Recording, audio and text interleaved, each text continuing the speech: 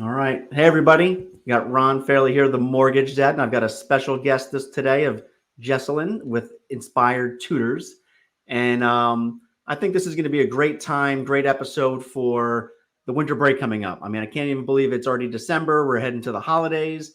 And I was talking to Jessalyn before. I've got 4 kids, and she's a wealth of knowledge. So I'm always asking her things. And we just came up with reading. I've got kids. They're 4, 4, 6, and 8, so they're in it, and it's never a dull moment in my household. So I'm always reaching out to her to ask her questions.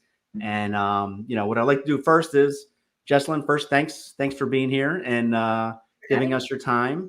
And can you tell everybody a little bit about you? All right. Hi, I'm Jessalyn Burden. I graduated from the University of Southern Mississippi in 2020. So that was a fun time, spring of 2020. I had my first teaching job was in Mississippi. I was a third grade inclusion teacher.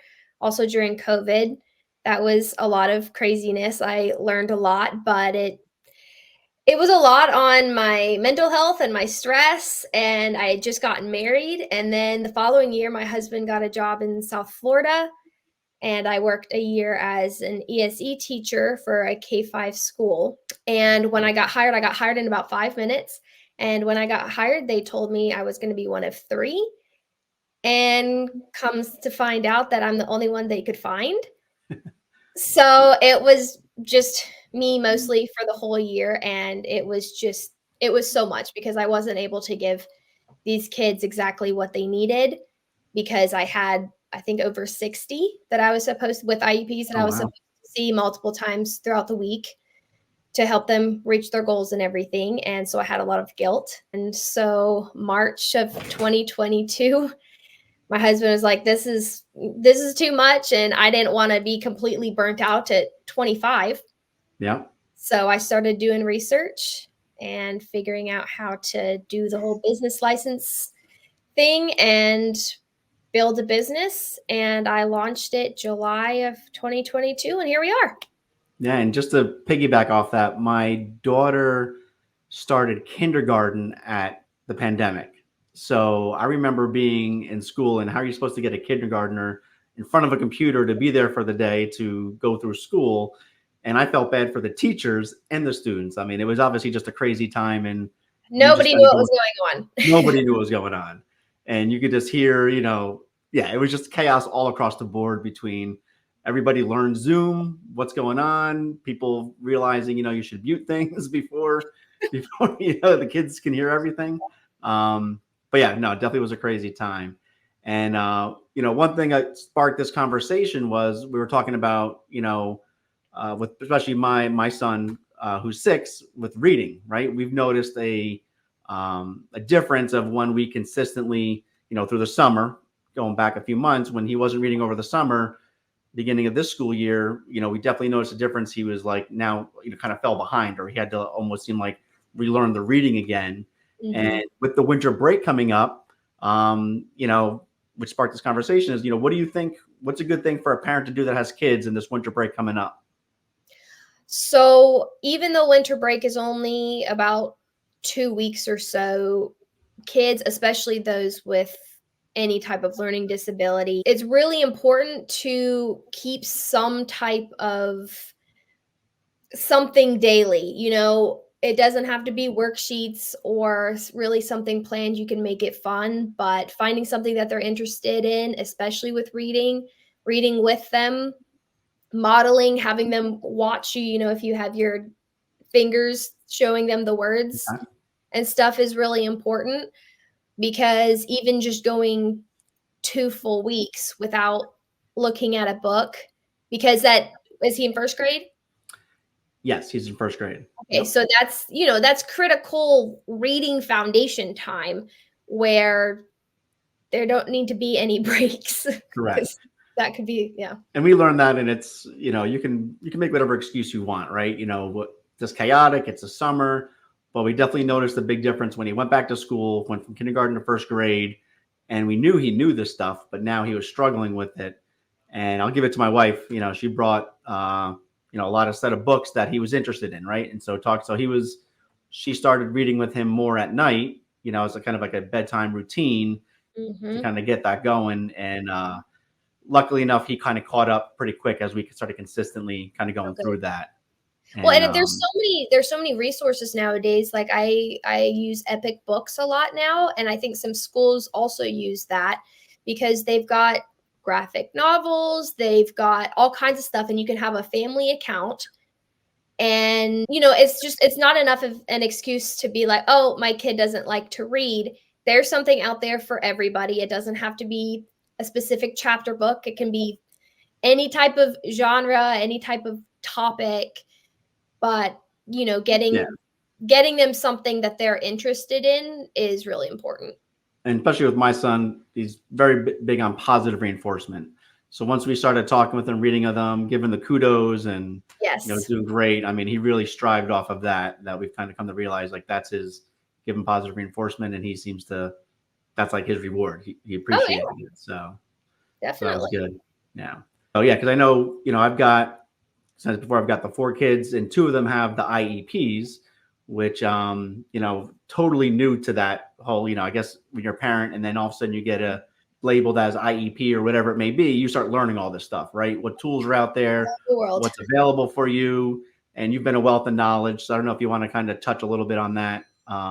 Yeah, so in regards to, academic regression, every child who has an IEP, that's who those breaks are going to affect the most. So the IEP is an individualized education plan for those who don't know. It's a plan created by the IEP team, the teachers and the parents and the special education teacher to create a plan to help best support them. So whether they have autism, dyslexia, maybe a speech impediment, something like that, they come up with goals to help kind of bridge that gap. They might have accommodations, maybe they get extra time on a test, maybe they have the questions read to them, but it's only to support them and help them and hopefully get them to where they don't need it anymore. That's always the goal. Yep. Some children do need it all the time for forever, but Yep. it really just depends on the child. Making sure that during those breaks you are focused on what they have been struggling with and on those goals is really important, especially for a child with an IEP, no matter the age. Yeah. And I think and I give all the credit to my wife. She's the one that did the research, did everything for the kids. And I'm very thankful for that. And one thing, so as far as with your inspired tutors, I know you mentioned you're down here in South Florida, but what areas do you cover? Everywhere. Right now, I only have clients within the US. I Okay. hope to, because I grew up overseas and I have family and friends over there. I hope to broaden my reach a little bit, but it's Inspired Tutors. I made it completely virtual so that I could help children in other states. And with the pandemic, that kind of made that possible. And parents and children are more comfortable with learning online now.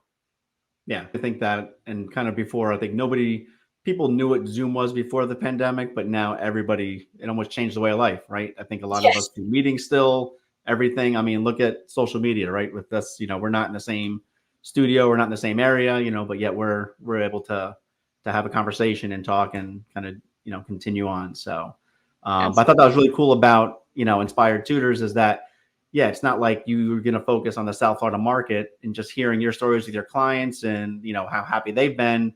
It could be anywhere. It could be anywhere you want. And I wasn't even thinking worldwide, but yeah, you're right. Why not? Right? That's the goal. That's the goal eventually. Yeah.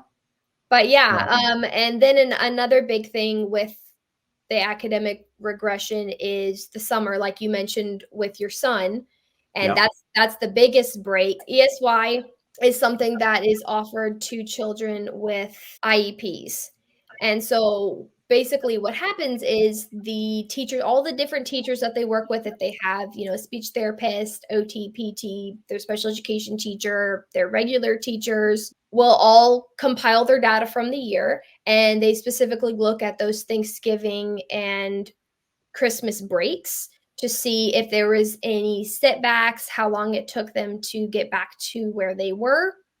on the specific skills that they were looking at. And so if they noticed that, okay, if they were to go the entire summer break without anything, they could, it would be detrimental. That's when the teachers recommend that they attend ESY, and ESY is basically their IEP goals. That's what they work on, and it usually happens at the school. And it is always optional. You don't have to go. Sometimes families have things going on in the summer and stuff, but that is one thing that's offered. That's why the academic regression and making sure that you are doing something over the breaks is really important. Yeah, and that's kind of why I wanted to actually have this conversation today, because I think there's many people out there that have kids, right? And they think, all right, the school year or this winter break is only a couple of weeks, but it could really be a setback depending on the age of your child and what grade they're in. I'm sure there's all different specifications, but continuing that. And again, I obviously I learned over the summer, just whether that's reading at night, making it that routine, just even if it's only 10 minutes, 15 minutes, just something to get going. Because I think as adults, or for me, it's like, all right, we need to spend 30 minutes of doing it, but you don't need 30 minutes. You just need that consistency, whether that's 10 minutes of part of your bedtime routine or whatever that may be, which I found in my aspect. Well, yeah, and not making it a chore too. Like, hey, we get to read. And especially if you're going through a book. I mean, that's something that I was homeschooled, so my mom did very well, and we were always going through a book. So we went through like all the Narnia books and books like that, where we were so excited in the evenings to have her read a chapter, and we would beg for another chapter. That's good. And then my daughter, who's the oldest, who's in third grade, usually we have that little, I don't know, she's a little board you can just kind of write on with a pen and then erase.